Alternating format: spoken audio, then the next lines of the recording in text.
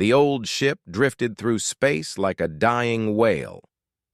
Captain Quan Deho watched it on his screen from the bridge of the Earth Defense Fleet vessel Soul Guardian. The ship looked nothing like the sleek human vessels. It was covered in strange metal that seemed to grow rather than being built. Holes showed through its hull where weapons had torn through. "Captain, they're sending a distress signal," said Commander Park Ji-woo from her station. "It's weak, but we can understand it." Deho nodded. "Put it through." The main screen flickered. A creature appeared that looked somewhat like a tall, thin human, but with silver skin and large black eyes. It was clearly hurt. Blue blood ran down one side of its face. "Please," the creature said in broken human language. "We are Villani. We need help. Our people are dying." Deho stepped forward. "This is Captain Quan of the Earth Defense Fleet. We hear you. What happened to your ship?" The alien's eyes filled with what looked like tears. "The Brutok Horde found us. They killed everyone on 3 ships. We are the last. Please, we beg you. Our world is gone. Our people are dead. The Horde takes everything." Park Ji-woo looked at her captain. Standard rules said they should offer basic help and send the aliens to a neutral station. But something in the creature's voice made both humans pause. "Can you dock with our ship?" Deho asked. "We can treat your wounded." The alien nodded quickly. Yes, thank you. I am Thekmar. I speak for my people." An hour later, Thekmar sat in the medical bay while Dr. Lee worked on his wounds. The alien's ship held 200 survivors. All of them looked scared and tired. Many were hurt badly. Deho and Park Ji-woo sat across from Thekmar.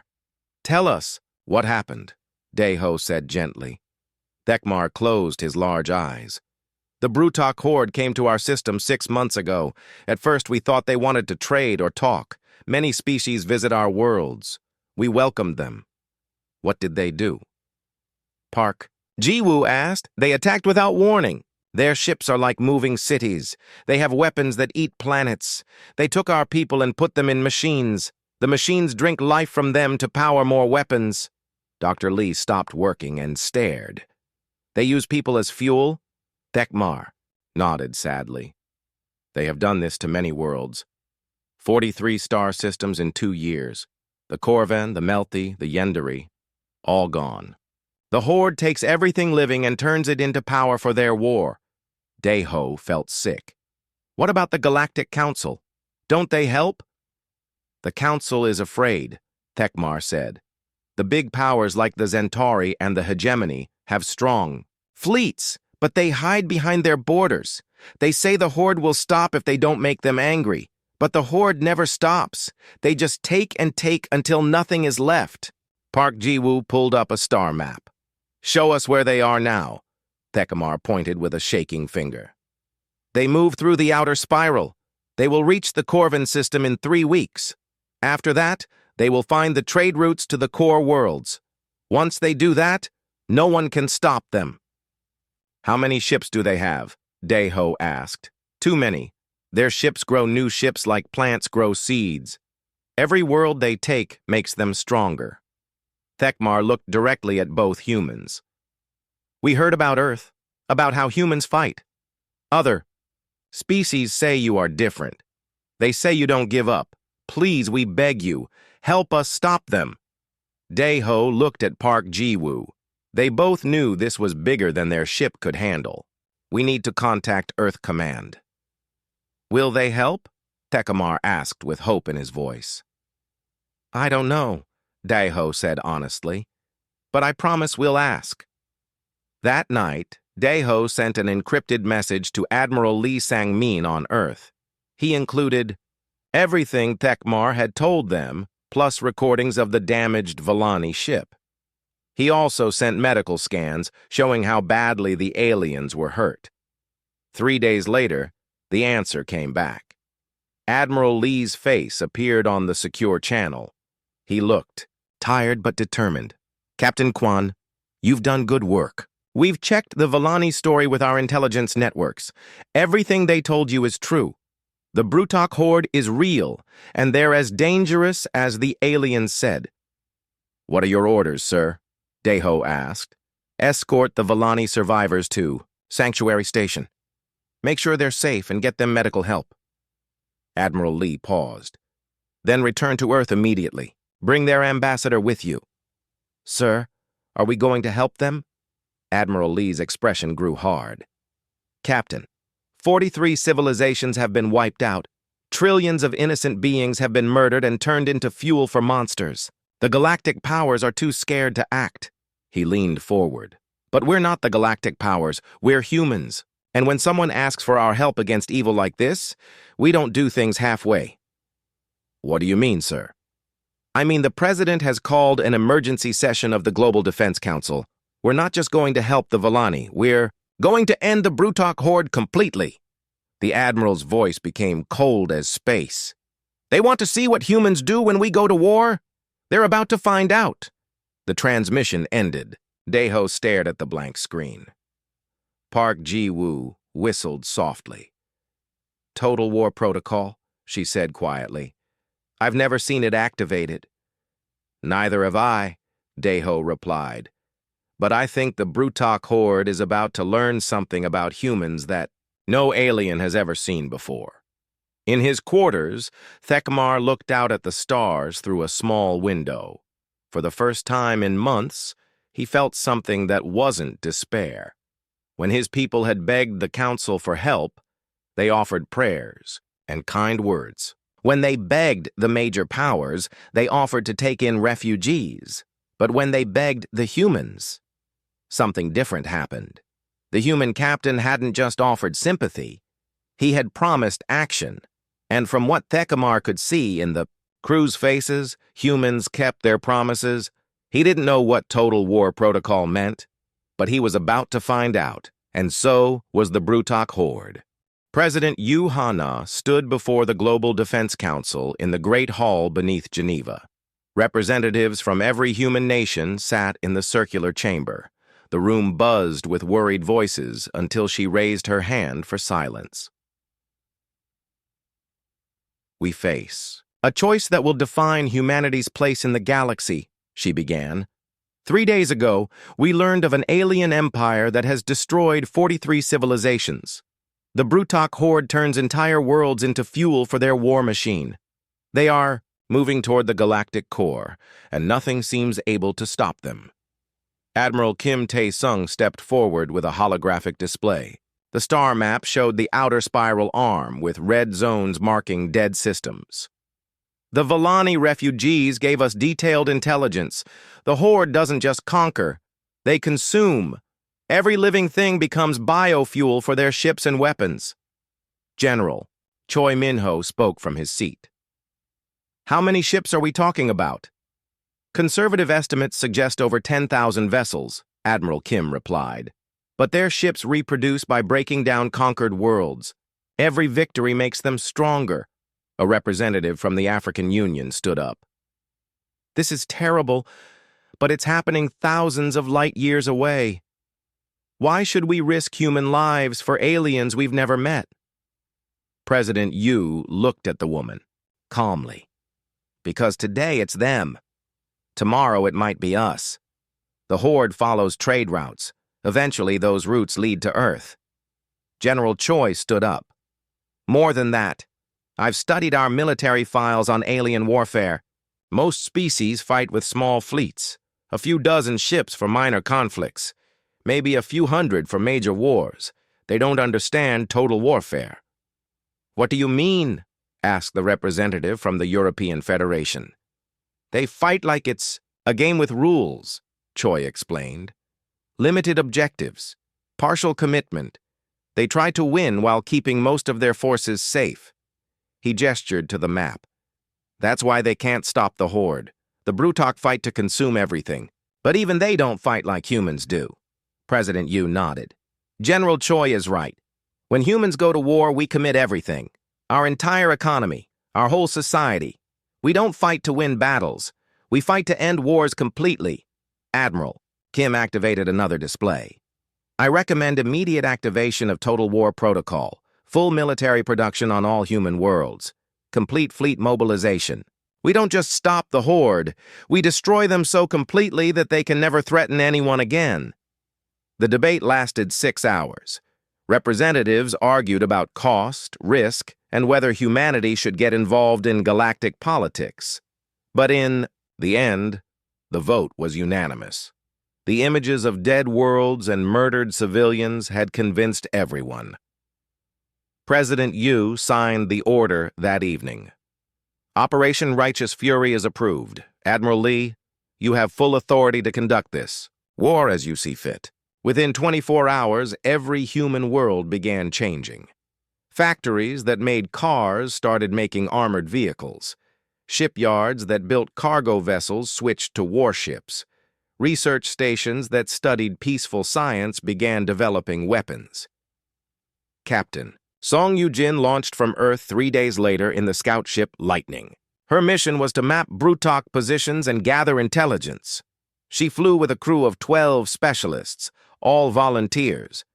Remember, she told her team as they entered hyperspace, we're not here to fight yet. We're here to learn everything. We can about the enemy. The main fleet will need this information. The journey to Brutok space took 2 weeks. Song Yu-jin used the time to study everything the Villani had told them. The aliens had provided detailed files about horde tactics and technology.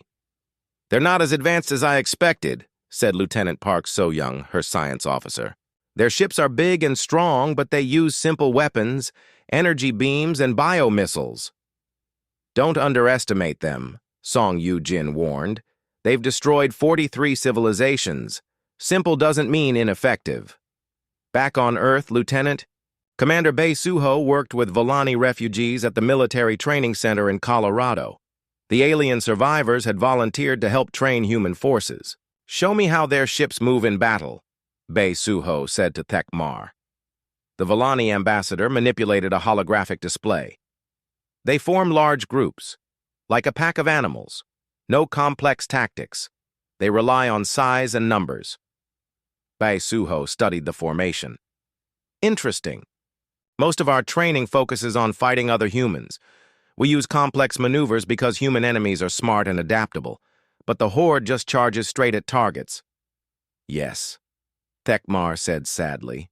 That's why no one can stop them. Other species try to outthink them, but there's nothing to outthink. They just attack until everything is dead. That might actually make them easier to fight, Bae Suho realized. Predictable enemies are vulnerable enemies. In orbit around Earth, the first battle group prepared to depart. Admiral Nam Ki-young commanded 50 ships, including the newest human dreadnought Incheon. His orders were simple: reach the front lines and begin combat operations. This is different from any mission we've trained for, he told his captains during the final briefing. We're not fighting for territory or resources. We're fighting to save entire species from extinction.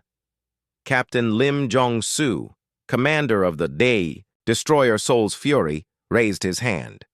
Sir, what are our rules of engagement? Admiral Nam's expression hardened. There are no Brutok civilians. There are no Brutok non-combatants. Intelligence reports confirm that their entire species exists only for war and consumption. Any Brutok ship or base is a legitimate target. The room fell silent. Human military doctrine usually emphasized protecting innocent lives. But the Brutok Horde had no innocent lives to protect. One more thing, Admiral Nam continued. Other species will be watching how we fight. They've never seen humans at total war. Let's show them what we're capable of. The fleet departed Earth on a Tuesday morning. Families gathered at spaceports to watch their loved ones leave. Unlike previous conflicts, this wasn't about human interests or human survival. This was about protecting others. President Yu Ha-na gave a final address to the world as the ships disappeared into hyperspace. Today, humanity goes to war not for conquest or glory, but because innocent people cried for help. We will show the galaxy that evil has consequences.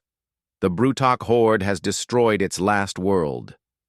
In deep space, Captain Song Yu-jin's scout. Ship reached the edge of Brutok territory. Her sensors detected massive energy signatures ahead. Hundreds of alien ships moved through a system that had once held a thriving civilization. "My God," whispered her navigator. "Look at that planet." On the main screen, a world appeared that had been stripped completely bare. No oceans, no atmosphere, no life, just a gray rock orbiting a dying star. That was the Corvin homeworld. Song Yu-jin said quietly. 12 billion people lived there last year. She began recording everything her sensors could detect. Soon, Admiral Nam's fleet would arrive, and when it did, the Brutok horde would learn that some enemies don't just fight back. Some enemies fight until nothing is left of those who threaten the innocent. Admiral Nam Ki-young's fleet dropped out of hyperspace at the edge of the Corvin system. Immediately, alarms began sounding across all 50 human ships. The tactical display showed a nightmare scene. 3 Corvin defense stations hung in space, like broken toys. They were still fighting, but barely. Hundreds of Brutok ships surrounded them like sharks around wounded fish. The aliens' vessels were massive, dark things that looked more grown than built. "Contact the Corvin commander," Nam ordered from the bridge of the Incheon. The main screen flickered, showing a being that looked like a giant insect with 4 arms. Blue blood covered its face, and one of its compound eyes was cracked. Human. "Ships!" the creature said in amazement. "I am Admiral Grixtal. We did not expect anyone to come. The council said we were on our own." "Not anymore," Nam replied. "We're here to help. Can your stations hold for another hour?" "Perhaps. But Human Admiral, there are so many of them. Your 50 ships cannot defeat hundreds of Brutok vessels." Nam smiled grimly. "Admiral Grixtal, you've never seen humans fight. All ships, implement battle formation Omega. Target the largest Brutok vessels first." The human fleet spread out in a complex 3-dimensional pattern that confused both the Corvin and Brutok commanders. Most space battles used simple line formations, but humans had learned to fight in all directions at once. Captain Lim Jong-soo took his destroyer Soul's Fury straight toward a cluster of Brutok ships. His crew was ready for battle, but they were also nervous. These aliens had destroyed 43 civilizations.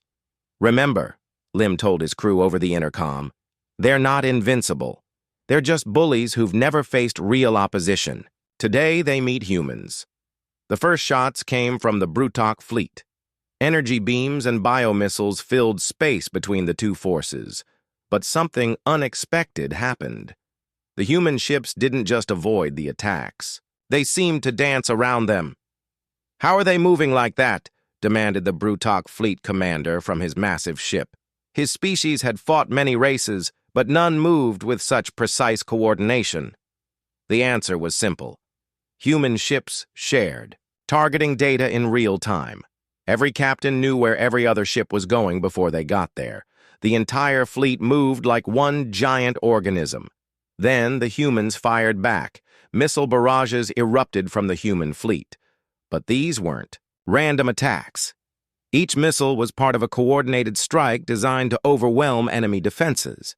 The Brutok ships suddenly found themselves facing more incoming fire than their weapons could stop. 3 Brutok vessels exploded in the first minute of combat. The alien commander stared in shock. No enemy had ever hurt them so quickly. All ships. "Attack formation Delta," he ordered. "Crush these small ships before they can escape." But the humans weren't trying to escape. Captain Lim brought his destroyer alongside a Brutok cruiser twice his ship's size. Instead of trading long-range fire, he did something the aliens had never seen. He rammed them. The Soul's Fury struck the alien ship at full speed, tearing through its hull like paper. Both ships were damaged, but Lim's crew was ready for it. Damage control teams sealed breaches while his weapons kept firing at point-blank range. "Boarding parties, go!" Lim ordered. Major Oh Hyun-woo led 50 Marines through the hole his ship had torn in the Brutok vessel. The aliens inside were completely unprepared for hand-to-hand combat. They had weapons for ship battles, but humans brought guns designed for fighting inside buildings and tunnels. Secure the engine room, O ordered his teams. I want this ship intact for intelligence gathering. The battle raged for 2 hours. Admiral Grixtal watched from his command station as the humans systematically destroyed the Brutok fleet. It wasn't just that they were winning, it was how they won. Human ships worked together in ways the Corvan admiral had never imagined. When one ship was damaged, others immediately moved to protect it. When they found a weakness in Brutok defenses, every human captain exploited it at the same time. But most amazing was their attitude. The humans didn't seem afraid at all.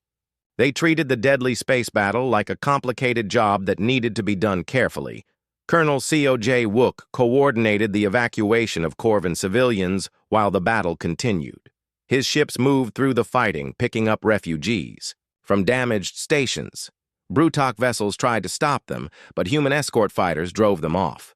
"How many survivors do we have?" he asked his aide. 40,000 so far, sir.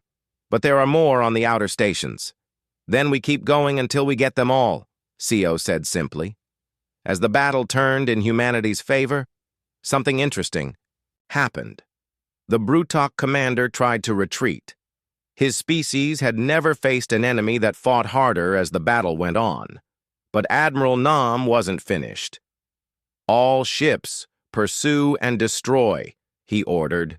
"No Brutok vessel leaves this system." Captain Lim, still fighting aboard the captured alien ship, heard the order over his comm. "Major O, how's our intelligence gathering going?" "Very well, sir," O replied, standing over several captured Brutok officers. "We've got their communication codes and fleet positions. But, sir, you need to see this." O led his captain to the ship's computer core. The data they found made both men angry. The Brutok hadn't just attacked random worlds. They had detailed files on every species in the galaxy. They were planning to consume everyone. "Look at this," O said, pointing to a star map. "They've already picked out which human worlds to attack first." Lim studied the map. Earth wasn't just on the list. It was marked as a high-priority target because humans had useful military technology. "Send this to Admiral Nam immediately," Lim ordered. "He needs to see what these monsters were planning." The last Brutok ship was destroyed 3 hours after. The battle began. Admiral Nam surveyed the tactical display with satisfaction. 50 human ships had defeated over 200 Brutok vessels. Only 3 human ships had been lost, and their crews had been evacuated safely. Admiral Grixtal requested permission to come aboard the Incheon. When he arrived, he looked at Admiral Nam with something close to worship. "In 30 years of fighting, I have never seen anything like this," the Corvan said. "Your ships move like they share one mind. Your crews fight like death means nothing to them." "Death means everything to us," Nam corrected. "That's why we fight so hard to prevent it, both for ourselves and for others." Intelligence Officer Wang Mi-kyung approached with a data pad. "Sir, we've decoded the Brutok communications. They have a major base in the Grimskull system, only 2 jumps from here. It coordinates all their attacks in this sector." Nam studied the intelligence report.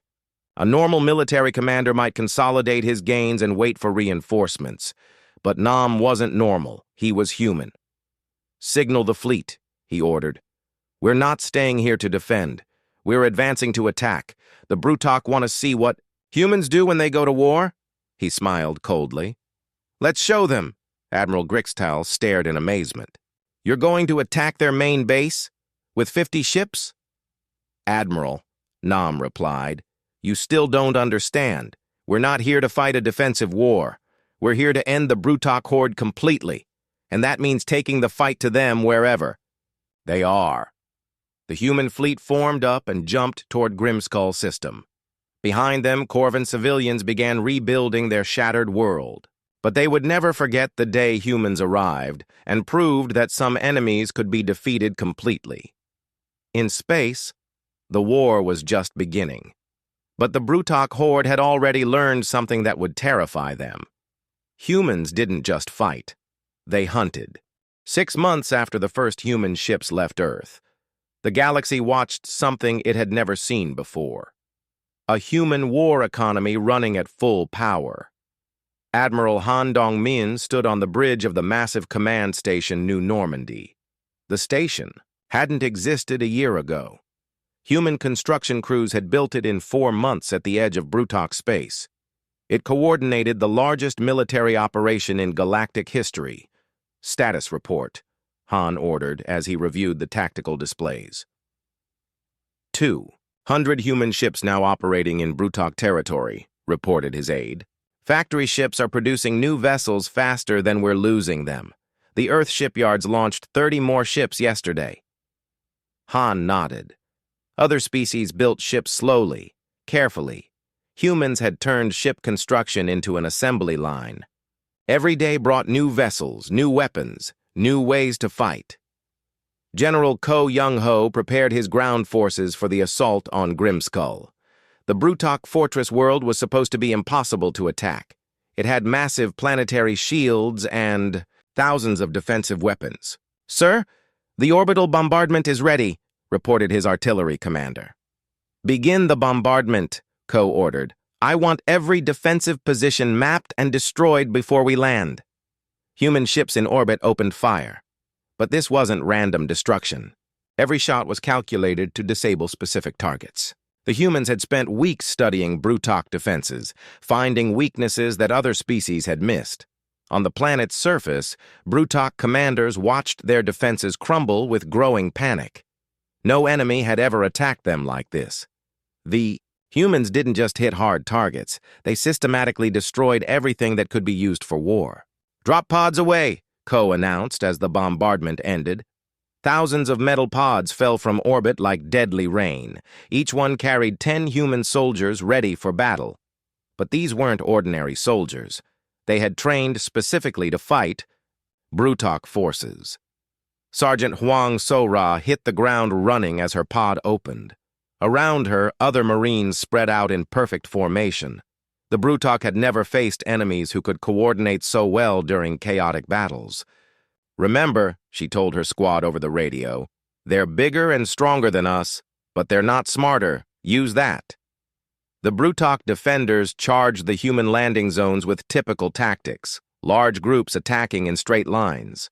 Against other species, this usually worked because of their size and strength. But humans had spent centuries learning to fight larger, stronger enemies. Each Marine carried weapons designed to stop big targets quickly. More importantly, they worked together in ways the Brutok couldn't understand. While the ground battle raged, Captain Shin Yun-ia led her stealth frigate Ghost Protocol through Brutok space. Her mission was intelligence gathering and sabotage behind enemy lines. "Target acquired," reported Lieutenant Park Young-soo from the sensor station. "Brutok supply convoy, 12 ships." "Take us in," Shin ordered. "Remember, we want their computers intact if possible." The human stealth ship struck without warning. The Brutok convoy never saw them coming. In 10 minutes, all 12 alien ships were disabled or destroyed. But the humans weren't finished. "Boarding parties away," Shin commanded.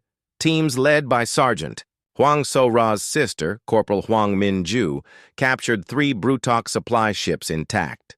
The intelligence they gathered was devastating. The aliens had detailed plans for attacking over 50 more star systems. But the real breakthrough came from Chief Engineer Dr. Moon Jin-woo. Working aboard the captured ships, he discovered something important about Brutok bioweapons. "The weapons are based on modified viruses," he explained to Admiral Han over a secure channel. "But the aliens don't really understand how they work. They just use technology they found on conquered worlds." "Can we counter them?" Han asked. "Better than that," Moon replied with a smile. "I can make them useless. Give me 2 weeks and I'll have a vaccine that protects against every bioweapon they have." The news spread through the human fleet like wildfire. The Brutok's most feared weapons were about to become harmless. But the humans weren't content to just defend. They wanted to attack. Admiral Yoon Kyung-min began the systematic liberation of conquered Brutok worlds. His fleet moved from system to system, destroying alien bases and freeing any survivors they found. "This is different from anything we've done before," he told his captains. "We're not just winning battles. We're undoing everything the Brutok have accomplished." The liberation of the Melty homeworld showed how humans fought differently from other species. Instead of just driving off the Brutok ships, the human fleet stayed to help rebuild. Engineers worked alongside alien survivors to restore power plants and communication systems. "Why do you help us like this?" asked the Melty leader. "Other species would have left after the battle." "Because winning the war isn't enough," Admiral Yoon explained. "We have to win the peace too. The Brutok destroyed your world. We're going to help you make it better than before." The turning point came during the siege of the Theron system. General Kang Hye-jin faced a massive Brutok fleet that had been besieging the system for over a year. The alien blockade was slowly starving the planets inside. "Sir, the Brutok have over 500 ships," reported her intelligence officer. "We only have 80. "Numbers don't matter," Kang replied. "What matters is how you use them." The human attack was unlike anything the Brutok had faced. Instead of a direct assault, the humans used multiple small strikes to confuse and divide the enemy fleet. While Brutok commanders tried to respond to attacks in one area, humans hit them somewhere else. But the real genius was in the timing. Every human attack was coordinated to happen at exactly the same moment. The Brutok fleet found itself fighting dozens of separate battles all at once. "Their command structure is breaking down," observed the Theron defense commander. "They don't know how to respond to so many attacks." Within 6 hours, the Brutok blockade was shattered. For the first time in their history, a major Brutok fleet had been completely destroyed by a smaller enemy force. The victory at Theron sent shockwaves through the galaxy. Other species began to understand that humans weren't just fighting the Brutok. They were systematically dismantling them. Dr. Moon's breakthrough with bioweapon defenses arrived just as the Brutok tried their most desperate attack. A massive fleet of over 1,000 ships attacked the human supply lines using every bioweapon they had. The weapons that had terrified the galaxy for years did nothing. Human ships flew through clouds of deadly viruses without any effect. The Brutok fleet watched in horror as their most powerful weapons became useless. "All ships, counterattack," ordered Admiral Nam from his new flagship. "Show them what happens when they threaten innocent people." The battle lasted 18 hours. When it ended, the Brutok had lost over 800 ships. The human fleet had lost 12. Back on Earth, President Yu Ha-na addressed the world. "The tide has turned. The Brutok horde that seemed unstoppable is now in full retreat. But we will not stop until every innocent person they have harmed is avenged." In the Brutok capital system, the alien high command met in emergency session. For the first time in their species' history, they were losing a war. "The humans are not like other prey," admitted the War Master. "They grow stronger as the war continues. Every battle teaches them new ways to hurt us." "Then we must sue for peace," suggested one commander. The War Master's response was immediate and violent. "We are Brutok. We do not surrender. We will fight until every human ship is destroyed." But privately, he was terrified. The humans had proven something the Brutok had never believed possible. Some enemies don't just fight back. Some enemies hunt their hunters until nothing remains. 1 year after the war began, Fleet Admiral Ryu Sung-ho commanded the largest human fleet in history. Over 10,000 ships formed the Great Push, the final offensive against the Brutok horde. Every vessel had been built for one purpose: ending this war completely. "Status report," Ryu demanded from the bridge of the super dreadnought Earth's Wrath. "All battle groups report ready, sir," his aide replied. "The alien fleet count suggests the Brutok have gathered every ship they have left for this final battle."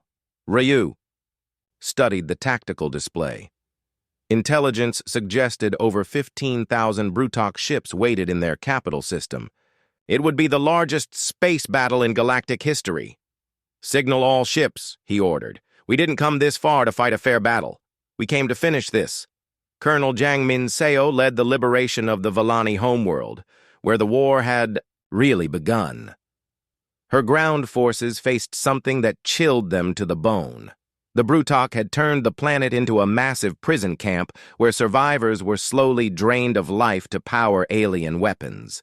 "Sir, we're reading over 2 million Vellani still alive on the surface," reported her intelligence officer. "But the bio-extraction facilities are killing them faster since they detected our approach." Jiang's expression hardened. "Then we move? Fast. All assault shuttles, emergency landing procedures. We're going in now." The human landing was unlike anything the Brutok had prepared for. Instead of careful planned attacks, the humans dropped directly onto the prison facilities from orbit. They didn't care about taking casualties if it meant saving civilians faster. Sergeant Kim Da-hai led her Marines through a facility that looked like something from a nightmare. Thousands of Vellani hung in machines that slowly drained their life force. Many were barely alive, but they were still alive. "Get the medical teams down here now," she ordered, "and someone find the main power controls. We're shutting this place down." But the humans had learned something about the Brutok that their alien allies found hard to believe. The creatures that had terrorized the galaxy for years were actually cowards. When faced with enemies who fought harder instead of running away, they panicked. Captain Lee Ho-jin had discovered this during his psychological warfare experiments. His unit broadcast human war songs and battle cries on all Brutok communication frequencies. The effect was devastating. "Sir, we're getting reports. From across the front," his aide told him. "Brutok ships are abandoning positions when they hear our broadcasts. Some are surrendering without fighting." "Increase the broadcasts," Lee ordered. "I want every Brutok in the galaxy to hear us coming." The sounds that filled space were unlike anything aliens had experienced. Human war songs spoke of courage, sacrifice, and fighting for others. They told stories of ordinary people doing extraordinary things to protect the innocent. For a species that had never known fear, the Brutok found the broadcasts terrifying. They spoke of enemies who would never stop, never give up, never show mercy to those who hurt the defenseless. Dr. An Soo-jin worked in her mobile laboratory, developing new weapons based on captured Brutok technology. But instead of copying alien designs, she improved them using human engineering principles. "The Brutok build their weapons like they build everything else," she explained to her team. "Big, crude, overwhelming. But they don't understand efficiency." Her breakthrough came when she realized that Brutok bioweapons could be turned against their creators. Within days, she had developed viruses that specifically targeted Brutok biology while leaving other species unharmed. "We don't need to use them," she told Admiral Ryu. "Just the threat should be enough. The Brutok understand overwhelming force." General Pyo Sang-wook coordinated the siege of the Brutok capital system. Instead of a direct attack, he implemented a strategy that showed how humans thought differently about warfare. "We're not here to conquer their capital," he explained to his commanders. "We're here to cut off every supply line, every escape route, every way they can continue fighting." Human fleets surrounded the system like a net. Nothing could get in or out without permission. The Brutok found themselves trapped in their own stronghold, watching their empire crumble around them. But the siege wasn't passive. Human ships constantly probed the defenses, testing for weaknesses. Every day brought new attacks from different directions. The Brutok couldn't predict where the humans would strike next. The climax came when Admiral Jung Woo-sung led the final assault on the Brutok throne world. His fleet included representatives from every species the Horde had attacked. Vellani, Corvan, Melthi, and dozens of others flew alongside human ships. "Today we end this," Jung announced to the combined fleet. "Not just for our species, but for everyone the Brutok have murdered." The battle was everything the humans had trained for. Every ship, every weapon, every tactic they had developed came together in perfect coordination. The Brutok defenses, which had seemed impossible to break, crumbled under the systematic human assault. Captain Park So-young led the final boarding action against the Brutok command ship. Her Marines fought through corridors filled with desperate alien warriors who finally understood what they were facing. "The command center is just ahead," reported Sergeant Lee Min-ho. "Sir, the Brutok High Command is trying to destroy their computers." "Stop them," Park ordered. "We need those records." The final firefight lasted only minutes. When the smoke cleared, the human Marines stood over the defeated Brutok War Master. For the first time in their species' history, the Horde's leaders were prisoners. But the most important moment came when the humans found the Brutok's master database. It contained records of every world they had attacked, every species they had destroyed, every innocent life they had taken. "Over 300 billion dead," whispered the intelligence officer reading the files. "Entire civilizations wiped out for fuel." Park looked at the data with cold fury. "Make sure every species in the galaxy sees these records. They need to know what we stopped here." The surrender came 3 days later. The surviving Brutok fleets, scattered across the galaxy, received the same message from their defeated leaders. "Submit to human authority. The war is over." But Admiral Jung wasn't satisfied with simple surrender. "Signal all Brutok commanders," he ordered. "Any ship that surrenders will be spared. Any ship that continues fighting will be hunted down and destroyed. There will be no escape." The message was broadcast in every alien language, accompanied by footage of the destroyed Brutok capital. The images showed human Marines walking through the halls where the galaxy's most feared predators had once ruled. Within a week, over 90% of the remaining Brutok ships had surrendered. The few that tried to run were caught by human pursuit fleets that seemed to appear from nowhere. On Earth, President Yu Hana prepared to address not just humanity, but the entire galaxy. The war that had begun with a desperate plea from refugees was ending with the complete defeat of an empire that had seemed unstoppable. "The Brutok horde is finished," she announced. "Their fleets are destroyed, their leaders captured, their empire broken. But our work is not done. Now we must build something better from the ashes." In the prison camps across Brutok space, millions of survivors were freed by human medical teams. Many had never expected to see freedom again. They looked at their human rescuers with amazement and gratitude. "Why did you come for us?" asked a Vellani child who had spent months in Brutok captivity.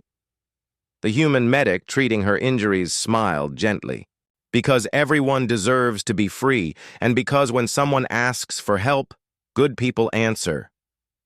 The war was over, but the real work was just beginning.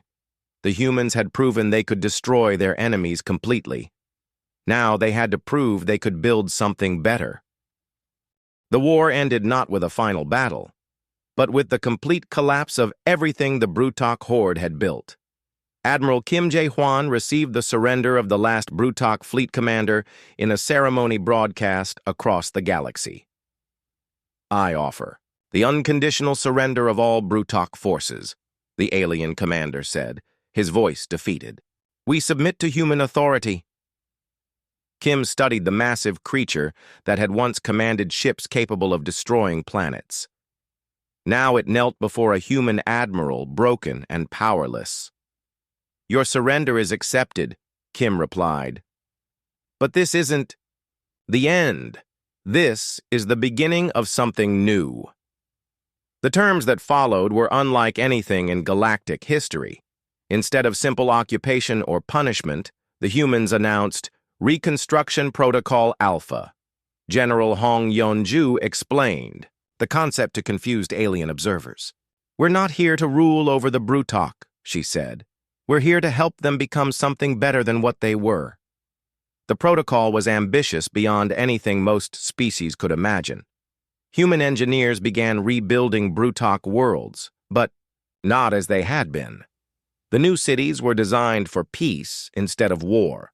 Manufacturing centers that had once built weapons now produced farming equipment and medical supplies. Captain Park So-young oversaw the establishment of rehabilitation centers on former Brutok military worlds. The facilities were unlike anything the galaxy had seen. Instead of prisons, they were schools. "Your species has known only war for 1,000 years, she told a group of former Brutok soldiers. "We're going to teach you what peace looks like." The program wasn't easy. Many Brutok couldn't understand why the humans didn't simply execute them all. Their culture had no concept of mercy for defeated enemies. "You destroyed our fleets," one confused Brutok officer said to Park. "You captured our worlds. Why do you now feed us and teach us?" Park looked at the alien with patience she had learned during months of this work. "Because destroying you would have been simple. Anyone can destroy. Building something better is harder, but it's what civilization really means." The breakthrough came when young Brutok, those who had never participated in the genocidal campaigns, began to understand human concepts like compassion and cooperation. They started teaching older members of their species. The galaxy watched in amazement as former Brutok warriors learned to build instead of destroy. Human instructors worked alongside alien students, creating something unprecedented, a species voluntarily abandoning warfare as a way of life. Thekmar, the Vellani ambassador who had first begged for human help, addressed the Galactic Council 2 years after the war's end. He stood before representatives of over 200 species, including freed Brutok. "We asked for help," he said, his voice carrying across the great chamber. "We expected soldiers. Instead, humanity gave us something we never imagined possible: true peace." The chamber was silent as Thekmar continued. "The humans didn't just defeat our enemies, they transformed them into friends. They showed us that redemption is possible for anyone willing to change." A former Brutok commander, now wearing the robes of a teacher instead of armor, stood to speak. "My name is Gorthak. I once commanded fleets that destroyed worlds. The humans could have killed me. Instead, they taught me that strength comes from protecting life, not ending it." President Yuhana's address to the Galactic Council became one of the most famous speeches in history. She stood at the podium where once only the most powerful species had been allowed to speak. "We didn't fight this war to prove our strength," she said. "We fought because decent beings don't ignore cries for help. The Brutok horde exists no more, not because we destroyed it, but because we helped it become something better." She gestured to the mixed audience of former enemies and allies. "Today, children play safely on worlds that were once battlefields. Former soldiers teach farming instead of fighting. Species that were enemies now work together to build a better future." The establishment of the Human-Led Defense Accord marked the beginning of a new era in galactic politics. Unlike previous alliances based on mutual benefit, this one was founded on the principle of protecting the innocent. Admiral Lee Sang-min, now promoted to Supreme Commander of Galactic Defense, explained the new organization's mission. "We exist to ensure that what happened to the Vellani never happens again. Any species that threatens innocent life will face not just human forces, but every decent civilization in the galaxy." The headquarters of the new defense force was built on New Harmony, a world that had once been a Brutok weapons manufacturing center. Now it housed schools, hospitals, and research centers where former enemies worked together. 5 years after the war, Captain Song Yu-jin visited a Brutok agricultural colony that had been established on a world they had once stripped bare. Green fields stretched to the horizon where death machines had once marched. "It's hard to believe this was ever a battlefield," she told her companion, a young Brutok farmer named Zethak. "My father fought in the war," Zethak replied, tending to crops that would feed thousands. "He told me about the old days when our people knew only how to take life. I can't imagine living that way." The transformation wasn't complete everywhere. Some Brutok, unable to adapt to peaceful life, had been relocated to isolated worlds where they could live out their lives without threatening others. It was mercy, but mercy with boundaries. The real test of the new galaxy came when long-range sensors detected ships approaching from beyond the galactic rim. The vessels were massive, clearly built for war, and they weren't responding to communication attempts. Admiral Nam Ki-young, now older but still commanding human fleets, reviewed the sensor data with his staff. Unknown configuration, unknown species, and they're heading for the inhabited systems along the rim. "Orders, sir?" asked his aide. Nam smiled grimly. "Alert all Defense Accord forces. Looks like someone else needs our help." The response was immediate. Human ships began mobilizing, but they weren't alone. Villani vessels joined them, along with Corvan battle cruisers and even reformed Brutok ships crewed by their former enemies. "This is different from last time," observed Captain Lim Jong-soo, now commanding a ship crewed by multiple species. "We're not fighting alone anymore." "That's the point," replied his Brutok weapons officer. "The humans taught us that protecting others isn't a burden. It's what civilization means." The new alien fleet was massive, but it faced something the galaxy had never seen before: a united defense force committed to protecting innocent life. Human tactics and technology, combined with the knowledge and resources of dozens of species, created a military capability that no single empire could match. President Yu Ha-na, now in her second term, prepared to address the new threat. But her message wasn't one of fear or aggression. "To the unknown vessels approaching our galaxy," she broadcast on all frequencies, "you are welcome here if you come in peace. If you come to harm innocent people, you will face every decent civilization united against you. We have learned that some evils must be stopped, no matter the cost." The message was transmitted in every known language, accompanied by footage of the restored worlds and rebuilt civilizations. It showed what the galaxy had become: a place where former enemies worked together to protect the innocent. In his quarters aboard the flagship, Admiral Nam looked out at the mixed fleet assembling around him. Human ships flew alongside vessels, from species that had once been strangers or enemies. All of them were crewed by beings who had learned that true strength came from protecting others. "Contact from the unknown fleet, sir," his communications officer reported. "They're requesting permission to approach under a flag of truce." Nam nodded. "Grant permission, but keep all weapons ready.